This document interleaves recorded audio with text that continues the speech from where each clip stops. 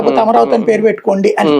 కానీ అది లీడ్ చేయాలి. ఈవెన్ వాళ్ళ పార్టీ పేపర్ కూడా, వాళ్ళ టీవీ కూడా అక్కడ పేరు అమరావతి ఉంచి దాంట్లో పేరు మార్చాలన్నా రేపు కష్టం, మళ్ళీ కేంద్రానికి పంపించాలి. కాబట్టి సాధ్యం కాదు. అంటే ఇప్పుడు రేపు ఈయన వచ్చేసి మామగారిని పెట్టేద్దాం కుదరదు అది.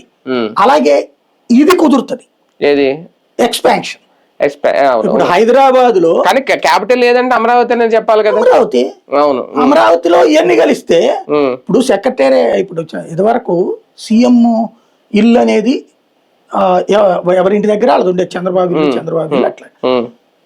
అతను వచ్చి కేసీఆర్ ఏం చేశాడు, ప్రగతి భవన్ లో కట్టాడు. ముందు రాజశేఖర రెడ్డి ఏం చేశాడు, క్యాంప్ ఆఫీస్ కట్టించాడు. గుర్తుంది కదా, కాకతీయ హోటల్ ఏదో ఉంటది అక్కడ. ఆ తర్వాతన ఆ పక్కన ప్రగతి భవన్ కట్టాడు కేసీఆర్. ఇప్పుడు క్యాంప్ ఆఫీస్ కట్టుకున్నాడు రేవంత్. ఆయన ఇంటి ఏరియాలో ఆయన కట్టు. అదే ఓకే, వాళ్ళ సొంత ఎంత హైదరాబాద్ లోని వేరే వేరే ఏరియాలే కదా, వేరే వేరే ఏరియాలు. ఇక్కడ కూడా అంతే, విజయవాడ గుంటూరు ఇవన్నీ కలిపితే వేరే వేరే ఏరియాల్లో. అంటే ఈయన ఎలా చూపిస్తాడు? ఇప్పుడు అమరావతి నగరం ఏది ఎక్కడ ఉందని మనం అడుగుతున్నాం, లేదంటే అమరావతి నగరం చూపించలేదు. రేపొద్దున మావగారి నగరం ఏదంటే ఏం చూపిస్తాడు? అదే చెప్తోంది, విజయవాడని చూపించి విజయవాడ గుంటూరు మచిలీపట్నం కలిపి మావిగన్ అంటున్నాడు కదా. అవును, అది స్పష్టత ఉంది కదా దాంట్లో.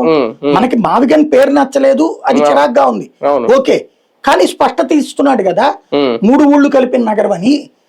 29 గ్రామాల్లోనే నగరం ఉంటే ఎప్పటికీ నీ అభివృద్ధి ఉండదు. పైగా అక్కడ ఇప్పటికే కోట్ల రూపాయల ఇది ఉన్నప్పుడు, ఇప్పుడు హైదరాబాద్ లో మనం వెళ్ళి సెక్రటేరియట్ పక్కన ఉండం, హైకోర్టు పక్కన ఉండం, ఆ బంజారా హిల్స్, జూబిలీ హిల్స్ లో కూడా ఉండం, ఆ పక్కన బస్తీల్లో ఉంటాం. బస్తీల్లో విజయవాడ గుంటూరు ఇప్పుడు బస్తీ లాంటి.